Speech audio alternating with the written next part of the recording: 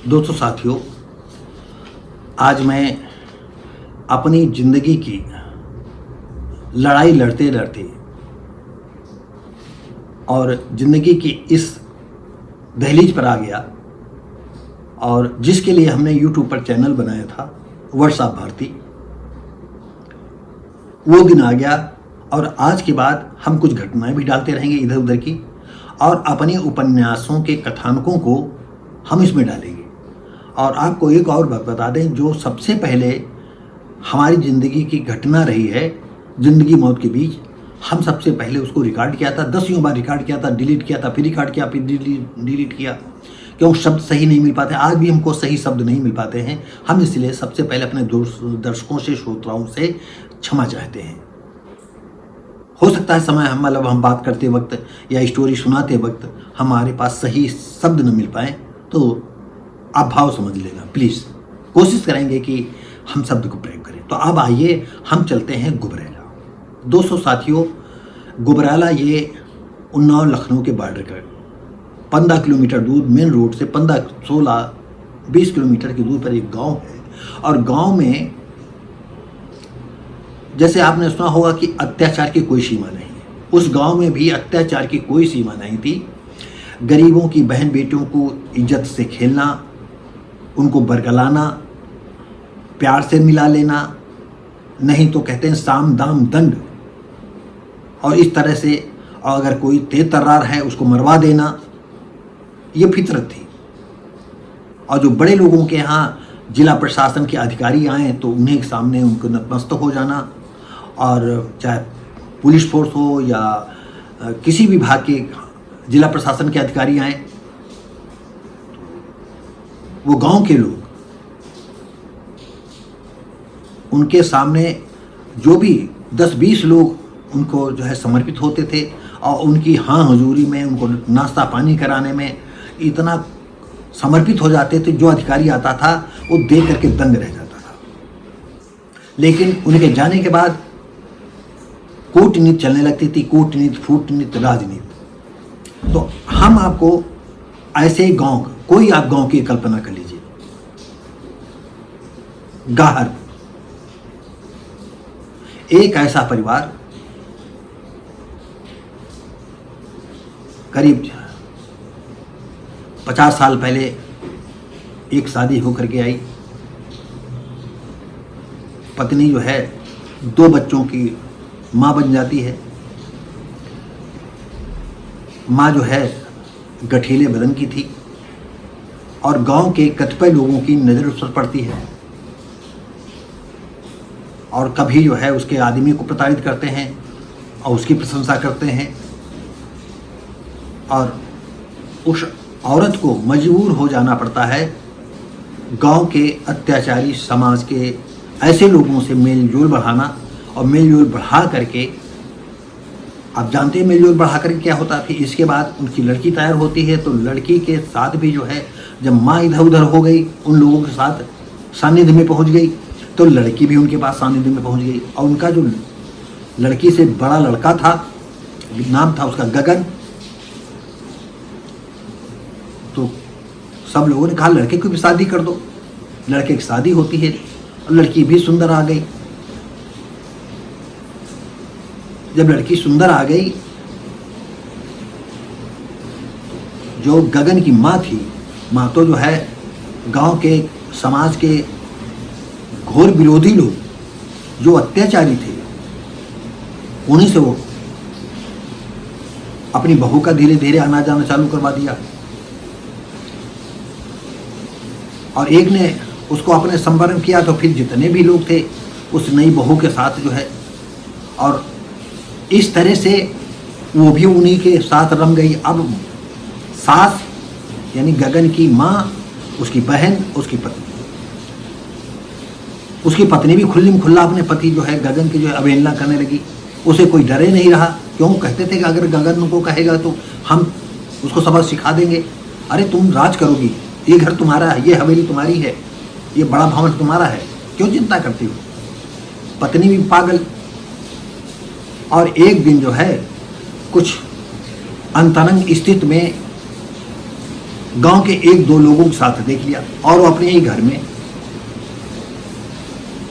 और माँ बाहर बैठी बातें कर रही और अंदर वो लोग जो है अपना दैहिक शोषण कर रहे हैं या आनंद ले रहे हैं, और उसमें जो है उसकी पत्नी जो है भी पूरी तरह से जो है सहभागिता निभा रही है।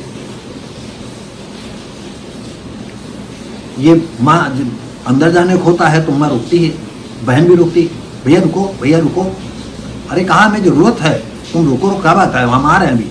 अंदर गया तो वहाँ वो अंतरंग सीन देख करके भड़क गया। और आपको बताएं कि वो तो उस समय तो चले गए, पत्नी को उसने बहुत डांटा और एक आधे थप्पड़ भी जड़ दिए, गाली भी दी।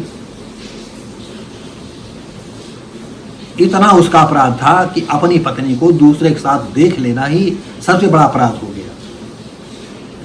और गांव के 6-7 युवा और बुजुर्ग और मजबूत आदमी आते हैं जो गंगा नहाए थे, उससे मतलब जो जिनका दैहिक शोषण होता था या आराम से मौज मस्ती में कटती थी, वो आए, इसको मारते मारते वहीं पर जो है मतलब इतना मारा कि जो है इसके उठने की सामर्थ्य नहीं थी। और अभी तक थोड़ा उसकी आंख बचा जाते थे गगन की कि ये गगन जो है थोड़ा इधर उधर है। अब गगन के सामने 2-2 3-3 लोग आते थे, और कहीं उसकी बहन से, कहीं जैसे कुछ लोगों ने नहीं कहा है कि माँ कहती थी जो नया कैंडिडेट हो, तुमको हमारे से गुजर करके हमारी बहू तक पहुँचना होगा, हमसे गुजर करके हमारी लड़की तक जाना होगा। तो अब उस ओल्ड औरत को भी जो है नए लड़कों का सानिध्य मिल जाता था, और उसने पूरे परिवार को ऐसा खंडित कर दिया। अब हुआ ये कि गगन एक कोने में घर में पड़ा, अहा हो मौज मस्ती का आवाज़ें आ रही हैं। न माँ ने खाना पूछा, न बहन ने खाना पूछा, और न पूछा उसकी पत्नी ने। पत्नी आती मुँह ऐंठ करके चली जाती, मतलब जैसे उसने जो अपराध किया था उसकी सजा वो अब देना चाहती हो। और खाना उठा करके खाया नहीं, मांग करके खाया नहीं, भूख से पीड़ित 4-5 दिन हो गए थे। धीरे धीरे उठा, मार्च का महीना था, और जाता है और एक खेत से गेहूं के पेड़ चाटता है, और पास ही बगल में भून करके खाने ही चक्कर में होता है। तब तक जो गांव के अत्याचारी लोग थे या गांव के फलाने ढमाके लोग थे जिनका काम शोषण था, लोगों ने बताया कि तुम्हारे खेत से जो है वो ऐसा कर रहा है।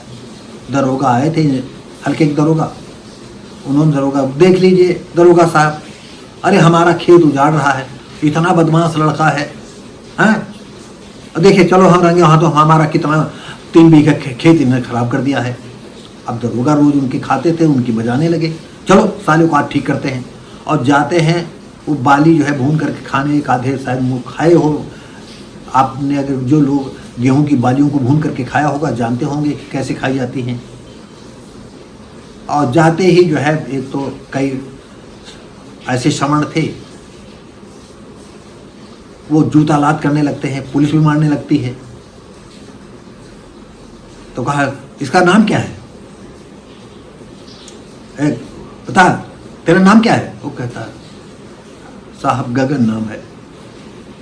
वो लोग अट्ठास करते हैं। गांव के जो दादा टाइप के लोग थे, जो बदमाश थे, अत्याचारी थे, उन्होंने कहा अट्ठास लगाया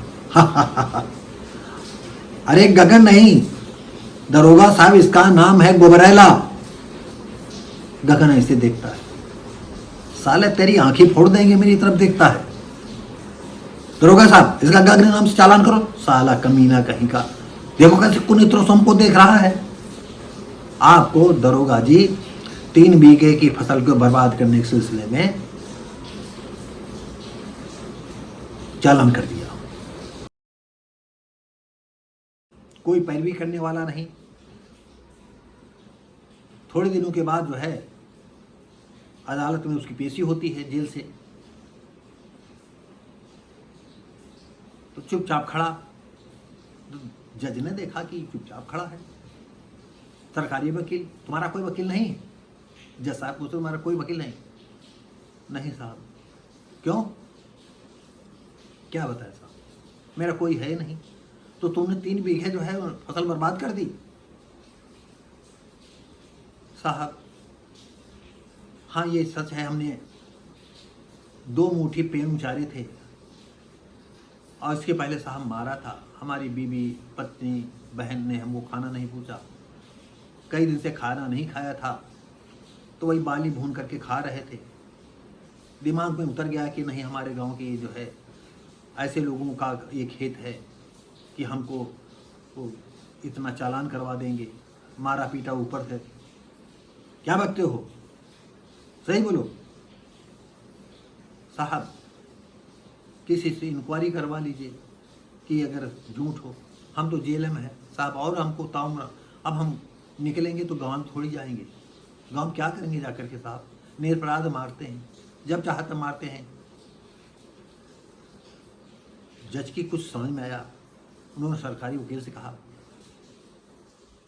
कि इसको सरकारी कोई दिया जाए, कोई वकील।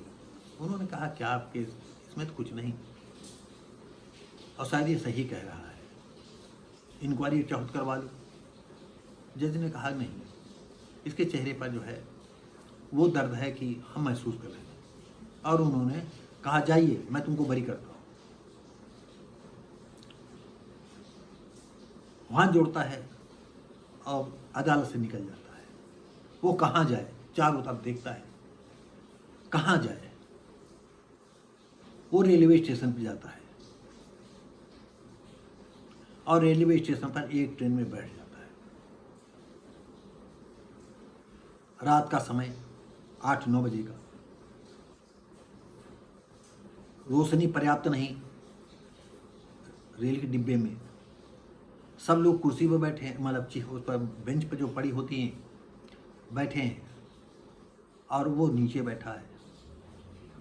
सब लोग ट्रेन जा रही आवाज़ करते हुए। एक वयोवृद्ध देखें कि हम काफ़ी देर से इसे देख रहे हैं और ये सर भी नहीं उठाता। कहा बच्चा तुम कहाँ जा रहे हो? जहाँ तक ट्रेन ले जाए। दाढ़ी बड़ी, बुजुर्ग, वो एक सामाजिक कार्यकर्ता थे और समाज की लड़ाई लड़ते लड़ते आज वृद्धावस्था आ गई थी। जैसे हमें मान लीजिए कि हम समाज की लड़ाई लड़ते लड़ते आज इस उम्र में आए, लेकिन हम लोगों से अंधविश्वास छोड़ाने के लिए कहा, लोगों ने अंधविश्वास नहीं छोड़ा। समाज के लोग सुधरना नहीं चाहे, वो भी वैसे ही थे, बाल बड़े थे, दाढ़ी रखी थी। तो कहाँ जा रहे हो? दादा दादी चले जाएंगे कहीं धरती के किसी कोने में और वहाँ अपनी ज़िंदगी खपा देंगे। क्यों? उसने कहानी बताई, अब हमारे लिए ज़िंदगी में रहा क्या है। तो कहा तुम मरे तो ऐसे हो, अब मारने को क्या मारोगे? कहा तुम अपने को जिंदा समझते हो? और कुछ बातें ऐसी वो बोल देते हैं। कहा कि जिस दिन तुम मर जाओगे लेकिन तुम्हारे गांव का अत्याचार तो ऐसे बना रहेगा। और वो जो है ऐसी ऐसी बातें कर देते हैं कि उस गगन में जो है जैसे उबाल आ जाता है। तो कहा तुम जिंदा तो हो पहले,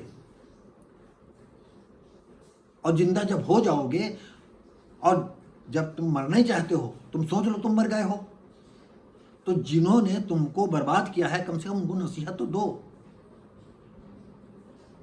तुम प्रतिशोध तो लो, तुम बदला तो लो, और फिर मर जाओ तो कम से कम उस गांव के गरीबों को तो कल्याण हो जाएगा। तो कहा मैं कर सकता हूं। कहा जिस दिन तो पहचान जाओगे, जब तुम्हें मौत का डर ही नहीं रहेगा तो तुम दुनिया से टकरा सकते हो। वो ऐसे खड़ा हो जाता है जैसे उसकी पूरी समझ में आ गया हो। कहा भूख प्यास से परेशान, और विंडो पर गया, जो ट्रेन के डिब्बे की मेन विंडो होती है, खिड़की होती है, देखा कि पुलिसमैन है, वो बाहर तब देख रहा है राइफल टंगे हुए। उसने पीछे धक्का दिया उसके साथ, नीचे आकर उसी के राइफल से जो है उसे मारता है, उसके कपड़े उतारता है और बाद में गोली मार देता है।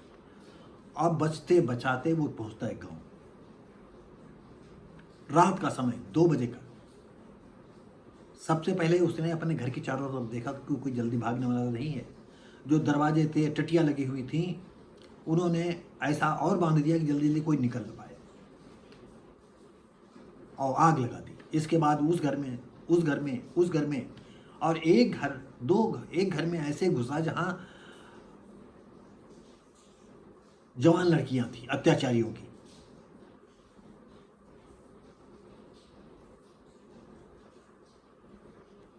लड़की भागती है, वो पकड़ता है, लोग आते बचाने के लिए, अतातई लोग, धाएं धाएं धाएं, ठाएं ठाएं ठाएं, इस लड़की के साथ रेप, उस लड़की के साथ, उस लड़की के साथ, और फिर ये क्रम उसके जिंदगी का बहसीपन, और वो गगन से गुबरैला का रूप हो गया। गगन नहीं, गुबरैला, गुबरैला, गुबरैला।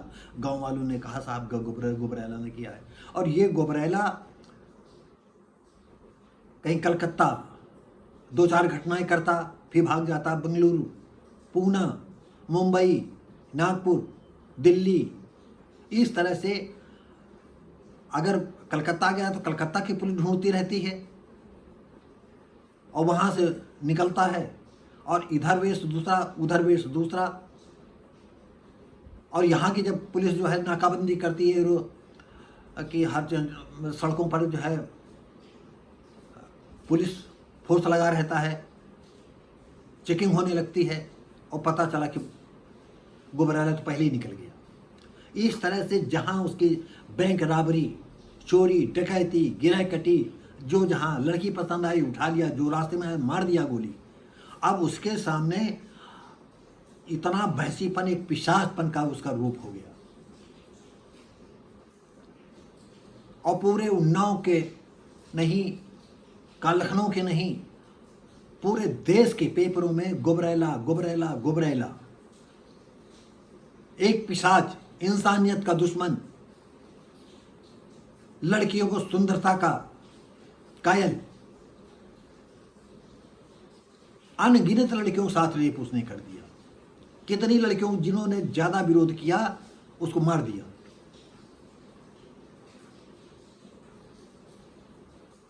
और लास्ट में वो आता है उत्तर प्रदेश के झांसी, रानी लक्ष्मीबाई के शहर। तो सबसे पहले जब जाता था तो वो करता था कि यानी हर रोडों की इंक्वायरी, हर गली की इंक्वायरी, कि अगर कोई घटना होगी तो हम कैसे भागेंगे, कहाँ करेंगे, क्या करेंगे। और एक सन्नाटी रोड, शहर का किनारा, ना के बराबर दुकानें, इक्का दुक्का। रोड के ऊपर यूं गिट्टी पर जूते ठोकर मारता जा रहा है जैसे इस मोहल्ले का कोई गिट्टी खेलने वाला लड़का हो। चेहरा बदला हुआ। और झांसी शहर की एक लड़की तनाज, जो उत्तर प्रदेश बॉक्सिंग में चैंपियन थी। पिताजी महमूद शाह मिलिट्री के स्नो सूट, शू, कैप, दस्ताने के सप्लायर थे। झांसी जिले में उनका डीएम, एसपी अधिकारियों के साथ अच्छा बैठक थी, अच्छी पकड़ थी। उनकी लड़की झांसी में, लड़की जिधर चली जाती थी तो लोग छुप छुप करके देखते थे तनाज है। और लड़की बिल्कुल निर्दुंद, अगर कोई इधर उधर जरा सा भी टांट कसा तो उसको एक ही मुक्के में वो धराशायी कर देती। और खुली जो जीप में जा रही थी और बीच रोड पर गुबरैला गिट्टिस खेल रहा है। उसने टी टी की आवाज़ दी। अब गुबरैला तो गुबरैला मस्त चला जा रहा है, उसके कोई मतलब नहीं, टी टी टी टी। बस गुबरैला के पास गाड़ी खटाक से रुकती है, उतर तनाज उतरी और एक झापड़ घसीट करके लगाया। गुबरैला ने जो है पलट करके देखा तो आंखों में खून, और दूसरी तरफ देखा रोड से जो है सायरन बजाती हुई पुलिस गाड़ी। ये दूसरे पल ही उसकी आंखों में जो है नरमी आई और पुलिस आती है। अरे बेबी, मैं लगा दूं हाथ 2-4?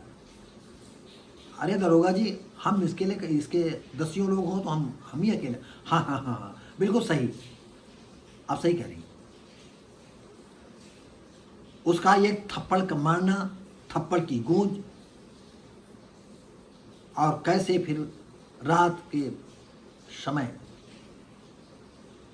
महमूद शाह की हवेली में जाता है, तनाज की इज्जत के टुकड़े टुकड़े कर देता है, धज्जियां धज्जियां कर देता है। पुलिस दरवाजे पर लगती है, पुलिस को गोली मारते हुए पुलिस की जीप से एक तरफ भागता है और एक झील की पुलिया पर से ही वो छलांग लगा देता है झील में। पीछे पुलिस गाड़ियां, एसपी के मेनन पीछे, एसपी के मेनन पीछे लगे और उनके फौज लगी, पुलिस गाड़ियां साथ साथ चलती आ रही। और जहां पुलिया थी तो वो काफ़ी ऊंचाई पर थी और पुलिया के आगे जो है पुलिया पर गया नहीं, वो छलांग लगा करके झील में पहुंच गया और झील के किनारे एक खड़े पेड़ का डाली पकड़ करके वहीं रुक गया और जीप सीधे जाली जाती है जितनी उसमें दम थी, एक फरलांग दूर सर सर सर सर भागते भागते, और फिर डिसबैलेंस होती है और वो दूर झील में जो है गिर जाती है।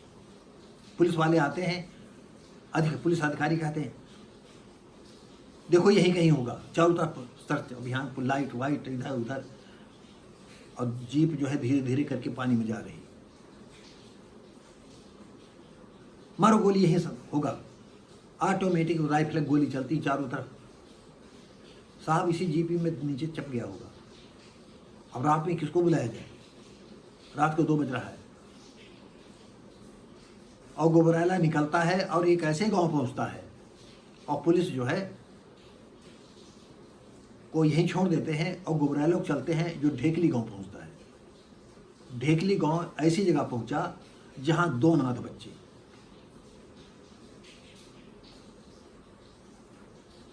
हम घुबरैला को उन अनाथ बच्चों के घर में छोड़ते हैं और उस इलाके के राजा गणपत सिंह के विषय में बता दें। हम घुबरैला को उन अनाथ बच्चों के घर में छोड़ते हैं और उस इलाके के राजा गणपत सिंह के विषय में बता दें। राजा गणपत सिंह उस इलाके के माने हुए जाने हुए खूंखार राजा, राजघराने के से कभी ताल्लुक था उनका, लेकिन आज वो राजशाही को कायम किए हुए थे। हजारों बीघा जमीन थी, सैकड़ों कार्यकर्ता थे, पंडे पुजारी थे, राजपुरोहित थे, कुल देवता थे और उनका अंपायर देखने में तो वैसा ही था लेकिन अंदर से सब खोखला था। उन्होंने अपनी बहन की शादी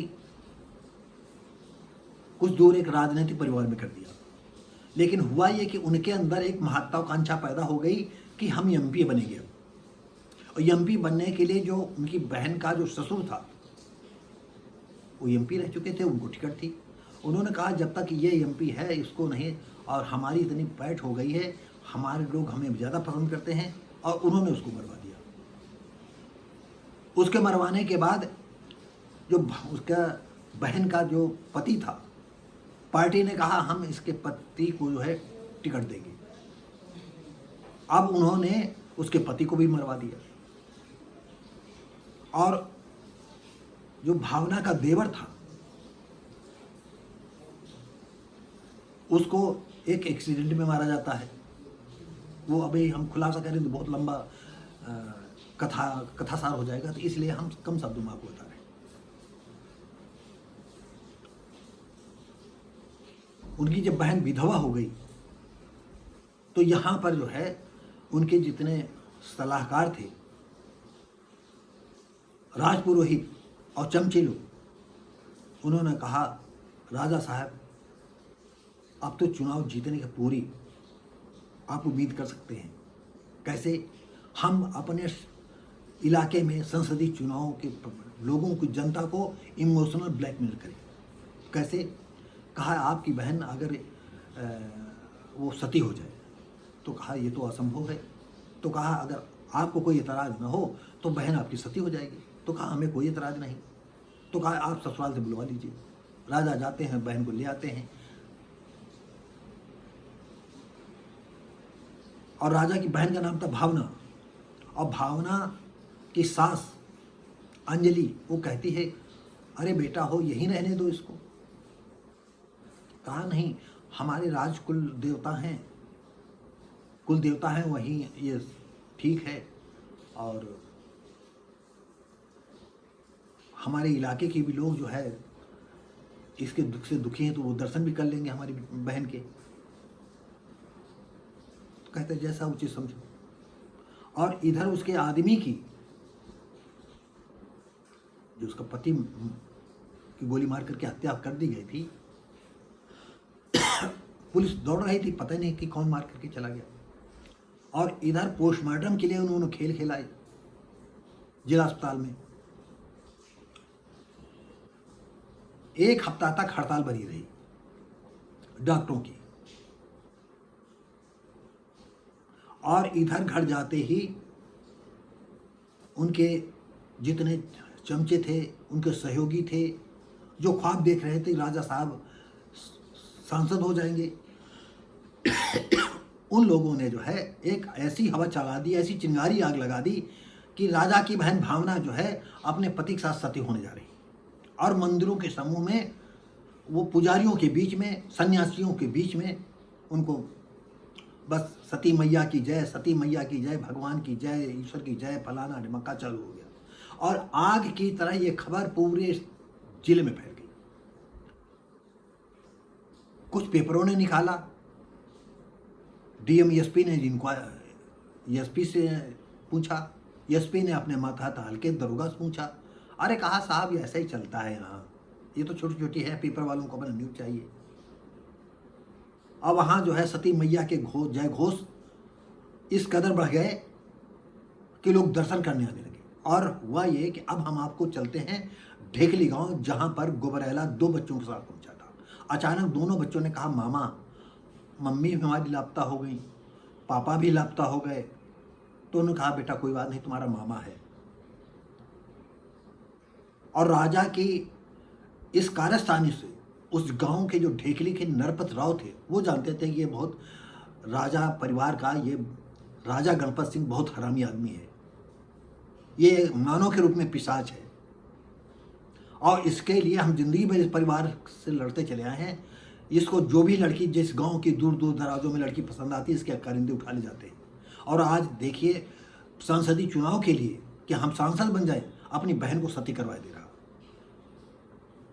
आपको बता दें नरपत राव जो है एक तरह से नास्तिक थे। वो जानते थे कि कोई लड़की स्वेच्छा से नहीं मरना चाहती है।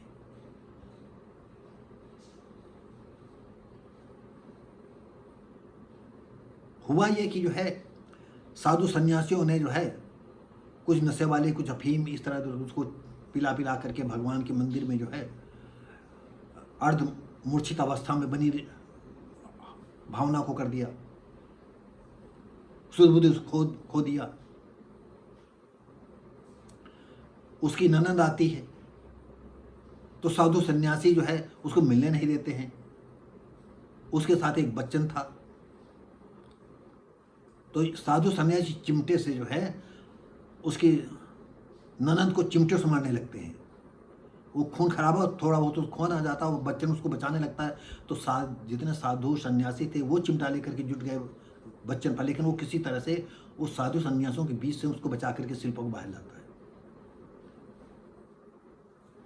राजा ने देखा कि शिल्पा जो है अपने ड्राइवर का हाथ ऐसे पकड़े है जैसे कोई प्रेमी का हाथ पकड़े हो। ये बात उन्हें जो है बहुत बुरी लगी। लेकिन ये प्रसंग हम आगे आपको बताएंगे जब हम पार्ट 1 डालेंगे, क्यों कथासार है तो इसलिए हम ज़्यादा लंबा नहीं करना चाहते हैं। भावना कहती है शिल्पा मुझे बचा लो। वो पूछती क्या तुम सती होने जा रही हो? तो कहा मैं क्यों सती हूँ? ये सच है कि उनके बगैर हमारा जीवन बेकार रहेगा, लेकिन हम सती थोड़ी होंगे। हाँ, उनकी याद में हम जीवन पार कर देंगे। लेकिन ये बात जो है वो ये सती मैया की जय, सती मैया की जय, सती मैया की जय, भावना बिटिया की जय, ये नारे गूंज रहे थे। और सबसे बड़ी बात यह है कि वहाँ पर ऐसा लगता था कि सैकड़ों सैकड़ों तादाद में साधु सन्यासियों की भीड़ उमड़ आई हो। हम यहीं छोड़ते हैं, अब चलते हैं गुबरैला के पास। गुबरैला को भी बुलाया गया। शाम का समय, राजा के खिलाफ नरपत राव की एक बैठक। ढेगली गांव में जितने लोग थे, खास खास युवा लोग बैठे हुए हैं, 10-20-50 लोग। एक मेज है, मेज पर पान का बीरा रखा है। जैसे नहीं पान आप खाते हैं तो पान में लकड़ी कोस दी जाती है, ऐसे रखा हुआ है। कम शब्दों में समझिए, जब ये गुबरैला पहुंचता है तो चुपचाप बैठ जाता है। वो सोचता है कि हम क्या बोले यहाँ, नहीं माने तो चले आए। तो कहा कि तुम इन बच्चों के मामा हो? तो उसने कहा हाँ। कहा आपको पता है कि राजा की बहन जो है सती होने जा रही है? तो गुबरैला की आंखें फैल गई। उसने तो अपनी माँ, बहन, पत्नी के रूप देखे थे और उसने कभी कल्पना नहीं की थी कि नहीं कोई लड़की सती होगी। तो कहा क्या कहा दादाजी? कहा हाँ, ये जो बैठक लगी है इसीलिए लगी है कि राजा की बहन को बचाने के लिए, और तुम तो हट्टे कट्टे हो। ये पान का बीरा रखा है, जो खाएगा उसकी अगुवाई में हमारे गांव के जो युवा लोग हैं, जो मरने जीने से नहीं डर रहे हैं, राजा के खिलाफ संग्राम में हैं, वो साथ होंगे। जो खाए इसमें, तो अब अगुवाई करने के लिए कोई नहीं। गुबरैला ने सोचा कि इस गांव की बहुत तो दौड़ लिया है, पुलिस पीछे पड़ी हुई है, और ये ऐसा गांव है जहां कभी पुलिस आती ही नहीं है, दूर दूर तो कोई नाते नहीं है यहाँ पर। उसने पान उठा कर चबा लिया। क्या नाम आपका? उसने अपना गुबरैला न बता करके अपना असली नाम बता दिया।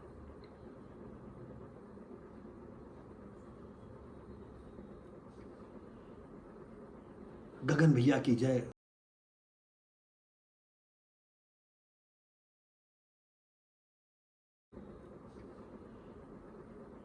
गगन भैया की जय नहीं, जय नहीं। दूसरे दिन वो वेश बदल करके जो है भावना को देखने गया। वो भी सती मैया की जय, सती मैया की जय, वो भी चिमटा लिए नाच रहा है। और धीरे धीरे वहाँ जाता है, चेहरा देखता है तो वो देख दंग रह जाता। उसकी सुंदरता उसके लिए अवर्णनीय थी। अरे इतनी सुंदर लड़की सती हो जाएगी, अरे इसको बचाना। और उसने जो है फिर जितना पैसा रखा था वो तुरंत ही जो है गैराजों में जाता है, और गैराज लोग उनको जो है ऐसी गाड़ियों में, ऐसी जीपों तैयार करने का कहता है, मिलिट्री कलर में कर दो। और एक ग्रुप जो है 6-7 जीपों का बनाता है हर गैराज से, और पैसा दे देता है, एक तरह खरीद लेता है, और लोगों से पूरी उसकी रणनीति तैयार हो जाती है। कई फ़ोन खरीदता है राजा की, इस राजा को राजा से अत्याचार से या सती होने से बचाने के लिए नरपत राव को एक फ़ोन देता है, और अपने कुछ माथाते 1-2 लोगों को देता है। और वो धीरे धीरे करके जो है हॉस्पिटल का जो है हड़ताल समाप्त हो जाती है, और भावना के पति का पोस्टमार्टम होकर के आता है लमसम 7 दिन बाद। मंदिर में जो है होना चाहिए वो उसको अपने घर में, लेकिन राजा साहब की इतनी दादागिरी थी कि उसको जो है अपने यहाँ ले आते हैं। उसकी माँ, उसकी बहन और कारिंदे लोग यहीं आ जाते हैं।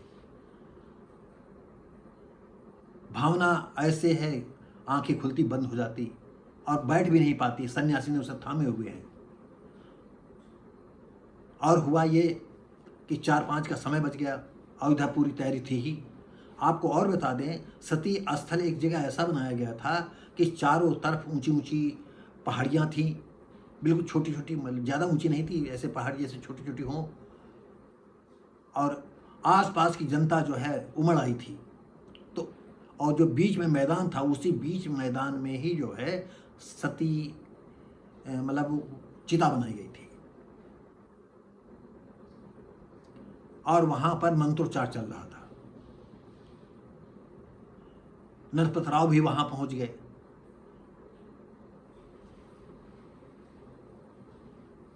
भावना के पति को उतार करके चिता पर लिटाया जाता है। सन्यासी ने जो है उसको, मजबूत जो सन्यासी ने थे उसको पकड़े हुए, वो किसी तरह चलते हुए उसको ले जाते हैं। उसका सर नहीं रुक रहा था, लेकिन किसी तरह चिता पर उसको बैठाते हैं। बैठा करके उसके पति का सर जो है गोद में रख देते हैं, और भावना जो है सर उसके ऑटोमेटिक उसके सीने पर ऐसे झुक जाता है, और मंत्र पढ़े जा रहे हैं।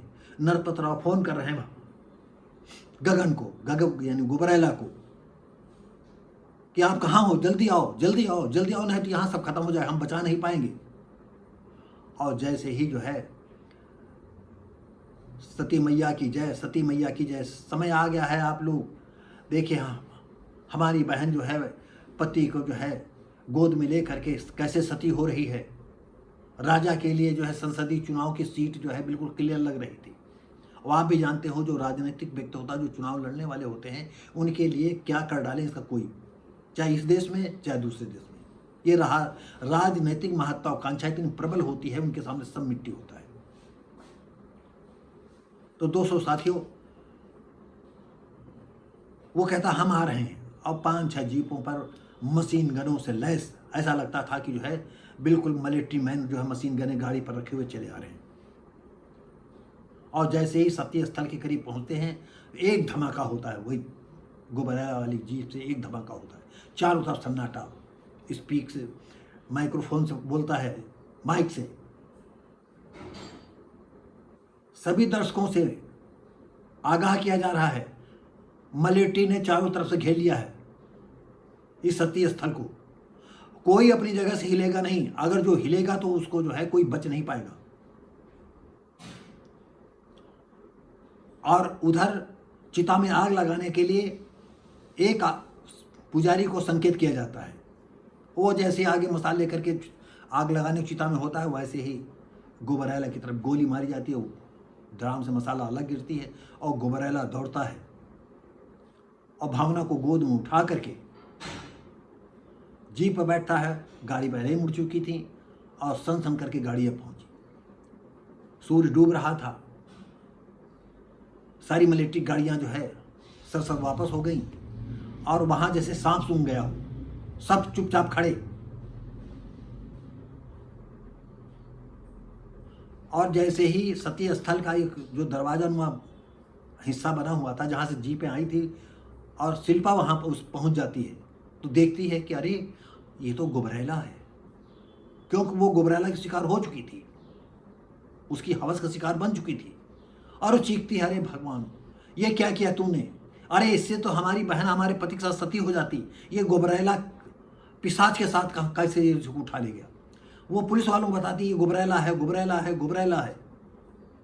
और होता ये है कि झांसी शहर के बच्चे बच्चे जहाँ तक आवाज़ जाती है, गुबरैला की भनक जाती है। और ये क्या करता है, सारी जीपें जो है कोई इस पहाड़ी में गिरती, कोई उस पहाड़ी में गिरती है, कहीं इस पहाड़ी में गई, और ये जो है एक ऐसी झील पर जीप से कंधे पर डालता है, ऊपर इस छलांग लगा देता है और झील में जंप कर देता है। और भावना को बचाते बचाते तैरते तैरते एक ऐसी कंदरा में लेकर के जाता है जहां की उसने पहले व्यवस्था कर रखी थी।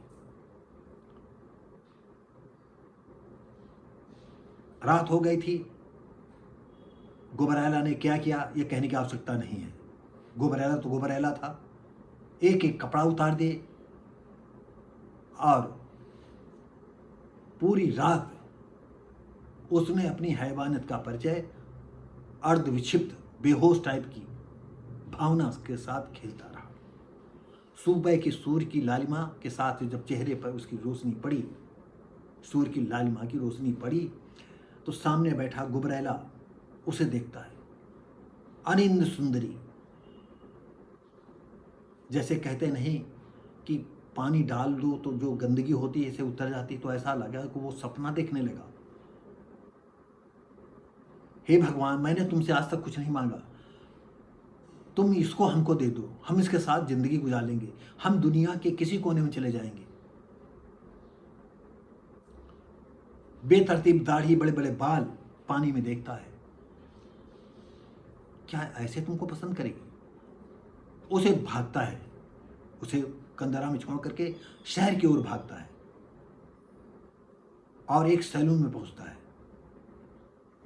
अब बेबाकी से कहता हमको हीरो बना दो।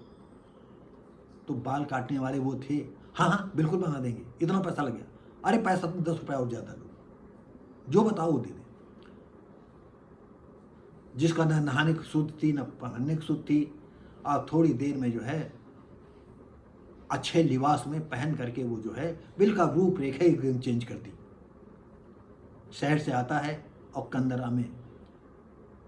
कंदरा में एक रात और यानी 48 घंटे बाद सुबह जो है कुछ खाने पीने को लाया और उसे होश आ रहा था।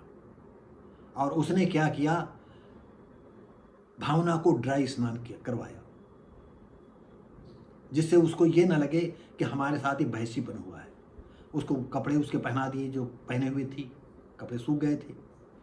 अब इंतज़ार कर रहा था कि उसको होश आए, और थोड़ी देर में उसको धीरे धीरे आंखें खुलती हैं, धीरे धीरे बात करती है। तो उस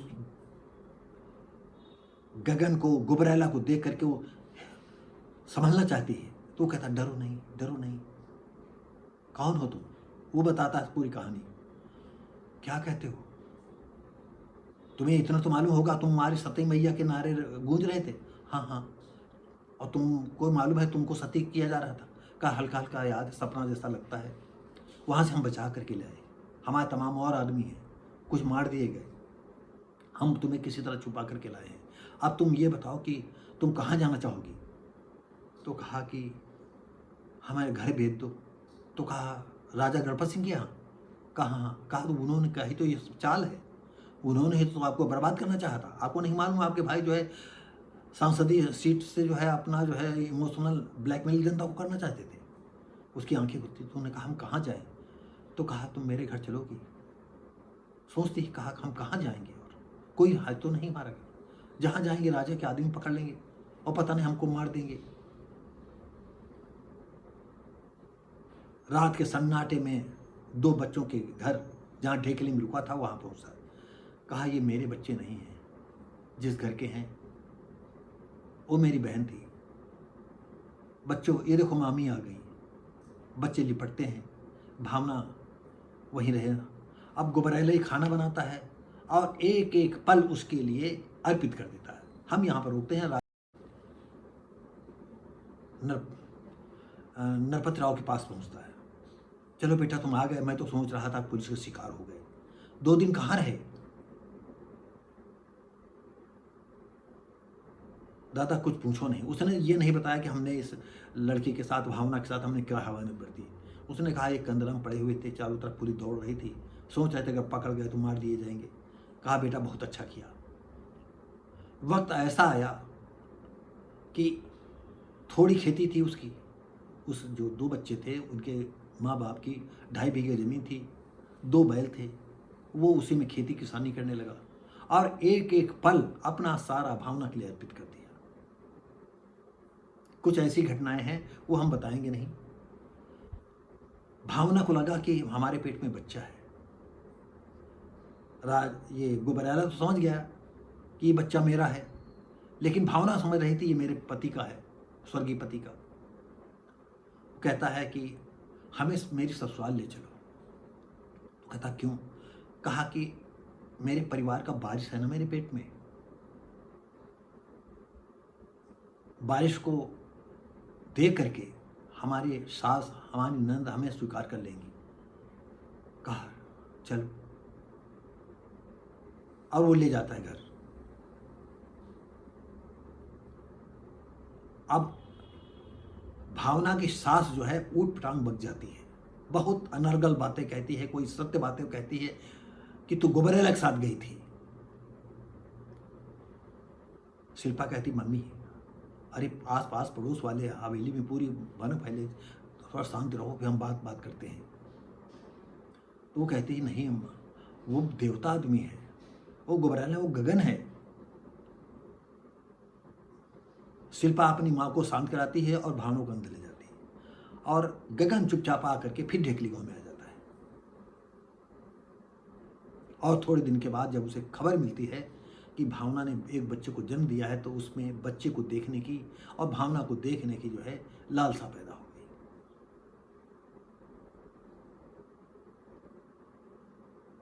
और इधर जब बच्चा पैदा होता है तो शिल्पा और शिल्पा की माँ यानी भावना की सास से आपस में काफ़ी तू मैं हो जाती है। कहती इस बच्चे को यहाँ से ले जाइए, इसे कह दो ये मेरे बेटे का, ये वारिस नहीं, मेरे इस घर का वारिस नहीं है, ये गुबरैला का खून है।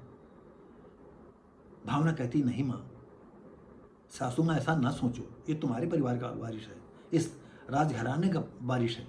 तो कहा नहीं, झूठ बोलती तू। शिल्पा एक कोने में घसीटती है और कुछ बातें ऐसे कहती है तो उसकी आंखें फटी की फटी रह जाती हैं। कहा तू समझने को कोशिश करो थोड़ा सा। तब तक गुबरैला कुछ उपहार लेकर के आया था। वो दौड़ती है भावना, गगन देखो तुमको गुबरैला कह रहे हैं। अब गुबरैला तंग करके खड़ा हो जाता है, सोचता है कि आज अगर हम नहीं कहें तो कब कहेंगे। और वो अपनी पूरी बात, पूरी घटना बता देता है।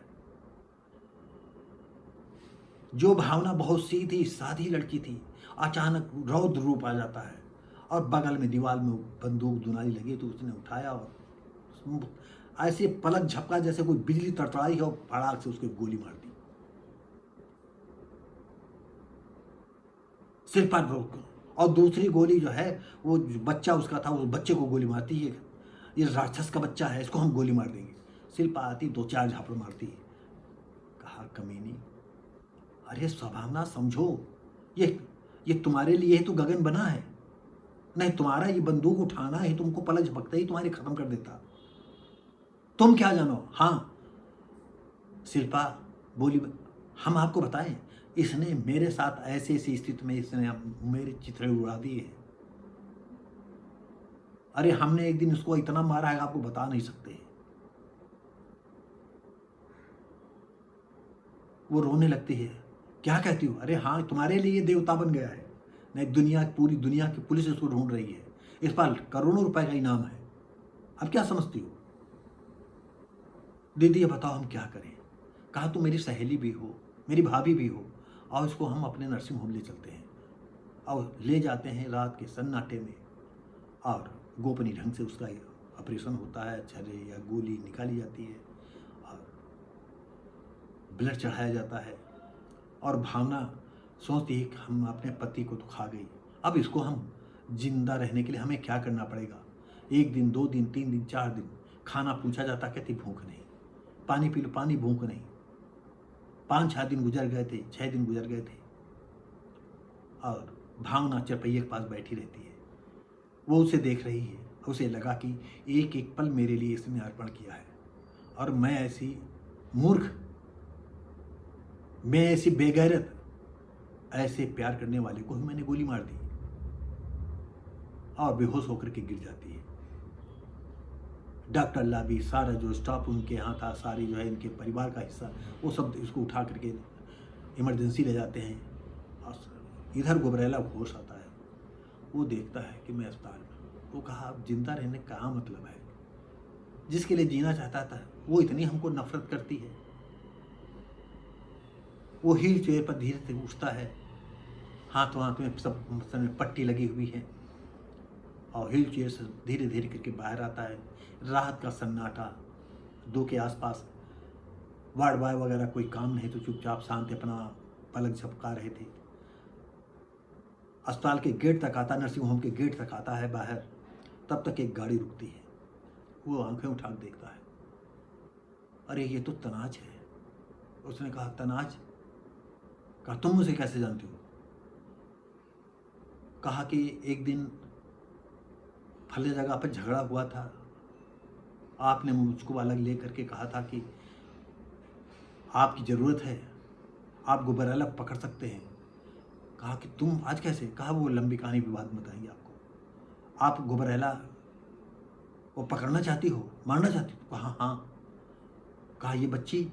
तो कहा अब तुमसे क्या छुपाना, ये गुबरैला की हवस के शिकार की बच्ची है। हम अपने सीने से लगा करके, इसका नाम मैंने सृष्टि रखा है। तो कहा कि अगर तुम चाहो तो हम तुमको गुबरैला से। तो कहा हमारे पास तो कोई औजार नहीं है, कोई हम अपना रिवॉल्वर ही भूल गए हैं और बच्चे को खांसी आ रही थी, हम नर्सिंग होम चले आए यहाँ।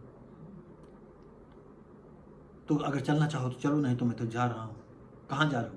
पता नहीं कहाँ चला जाऊँ। अच्छा रुको, हम गाड़ी चलते हैं। रास्ते में जाते हैं और आपको बता दें, लंबी कहानी है बीच की। हिचकोले ले रही है, उस तनाज के बच्चों को गोद में लेता है, चूमता है, हृदय से लगाता है। तनाज देखती है, सोचती, घर जाती है। ढेकली गांव, गगन गुबरैला एक जगह से रिवॉल्वर निकाल करके उसको देता। कहा देख लीजिए, चैम्बर में पूरी गोलियां हैं। बच्चों को प्यार करता है। जो 2 बच्चे सो रहे थे, कहता चलो।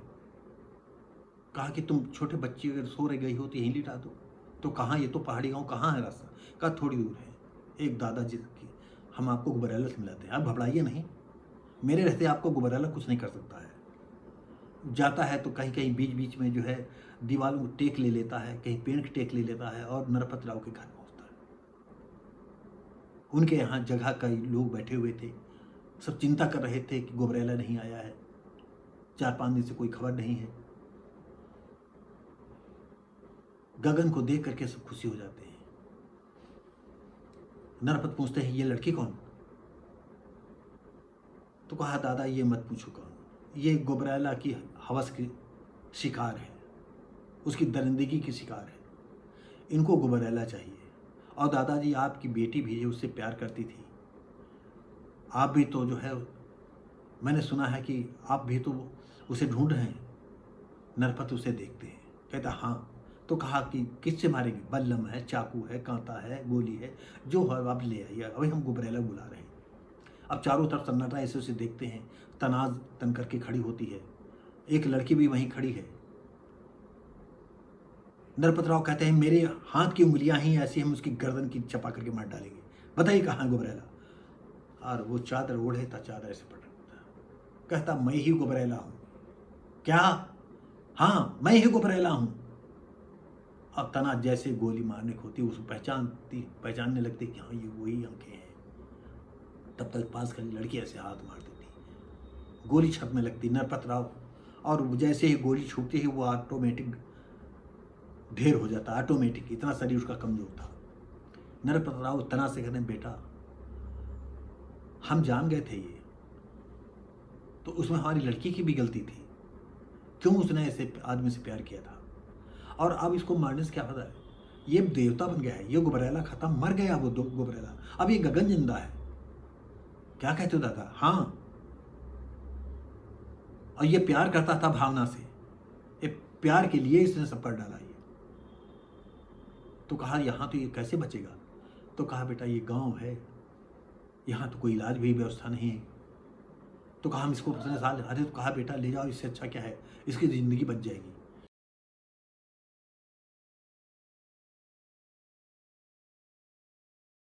कहता मैं ही गुबरैला हूं। क्या? हाँ मैं ही गुबरैला हूं। अब तना जैसे गोली मारने को होती, उसको पहचानने लगती कि हाँ ये वही आंखें हैं। तब तक पास खड़ी लड़की ऐसे हाथ मार देती, गोली छपने लगती नरपत राव, और जैसे ही गोली छूटती ही वो ऑटोमेटिक ढेर हो जाता, ऑटोमेटिक, इतना शरीर उसका कमजोर था। नरपत राव तना से कहते बेटा हम जान गए थे ये तो उसमें हमारी लड़की की भी गलती थी, क्यों उसने ऐसे आदमी से प्यार किया था, और अब इसको मारने से क्या फायदा है? ये देवता बन गया है, ये गुबरैला खत्म, मर गया वो गुबरैला, अब ये गगन जिंदा है। क्या कहते हो दादा? हाँ, और ये प्यार करता था भावना से, ये प्यार के लिए इसने सब कर डाला ये। तो कहा यहाँ तो ये कैसे बचेगा? तो कहा बेटा ये गांव है, यहाँ तो कोई इलाज भी व्यवस्था नहीं है। तो कहा हम इसको अपने साथ, अरे तो कहा बेटा ले जाओ, इससे अच्छा क्या है, इसकी ज़िंदगी बच जाएगी। तनाज घर लेकर के जाते, घर में कोहराम मचता है। महमूद साहब, मोहल्ले वाले, दाढ़ी रखाए लोग आते हैं कि कौन है तुम्हारे जो है लड़की के बेडरूम में रहता है।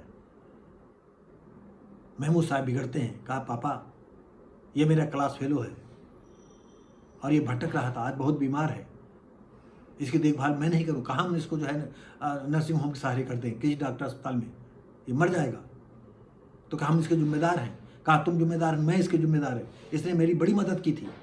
अब तनाज को झूठ बोलना पड़ता है, और जब वो पूरी तरह ठीक हो जाता है और एक एक पल तनाज उसे देखा करती है, और उसके दिल में गुबरैला के प्रति, गगन के प्रति असीम प्यार पैदा हो गया, लेकिन वो कह नहीं सकी।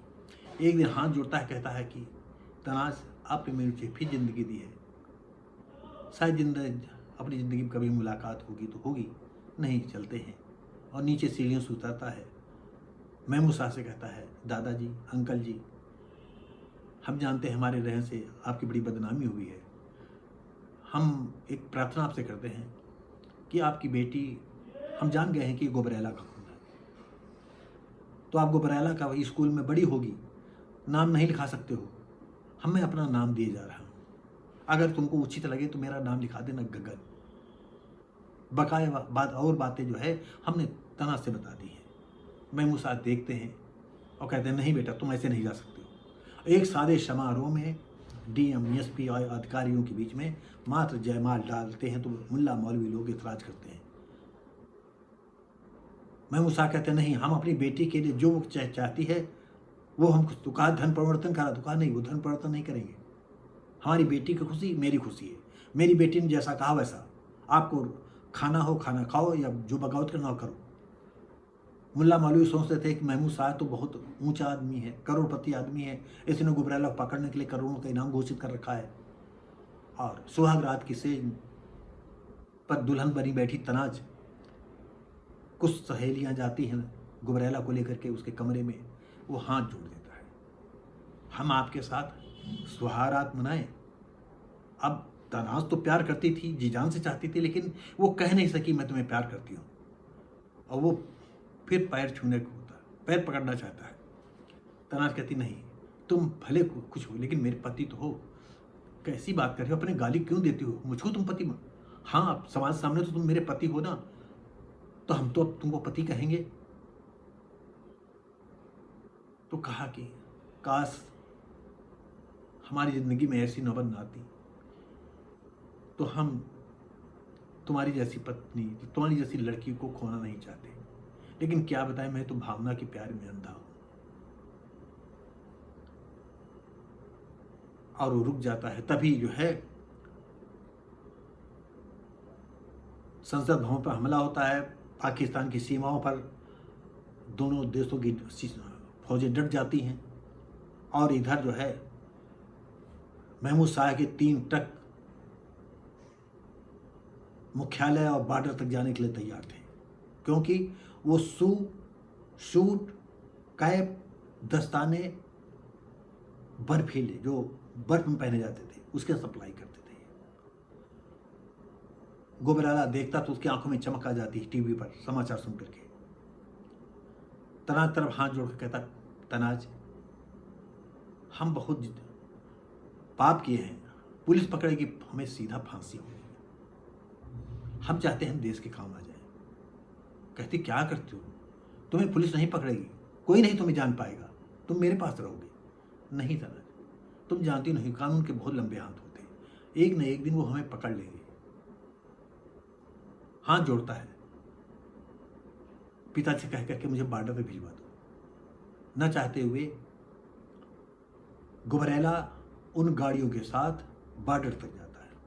ये पहुंचा ही था तब तक जो है कुछ वायरलेस से सूचना आती है, और जितने फौजी जवान थे, एक मैदान था, बर्फ गिर रही थी, अंधेरा छाया हुआ था, ब्रिगेडियर हैं, कर्नल हैं, कई अधिकारी आते हैं। कहा कि देखिए हमारे देश के नेता लोग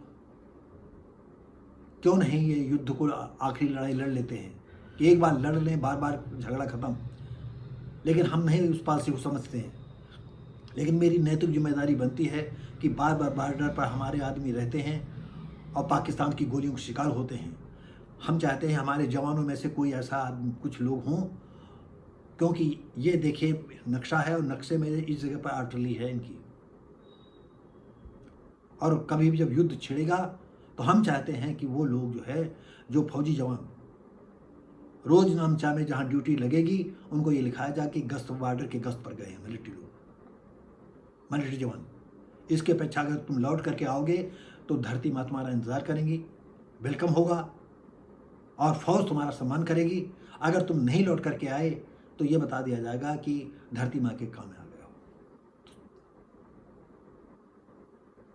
पूरी एक बटालियन थी वहां पर, युद्ध की संभावनाएं थी। अब चुप सब कहा, कोई ऐसा जवान नहीं जो भारत माता के लिए जो है अपने प्राण न्यौछावर कर सके। हाँ, किसी को आदेशित नहीं किया जाएगा। गुबरैला हाथ पीछे करता है तो कहा कौन है, जैसे आता कहा तुम्हारी इतनी हिम्मत, तुम सिविल ड्रेस में यहां।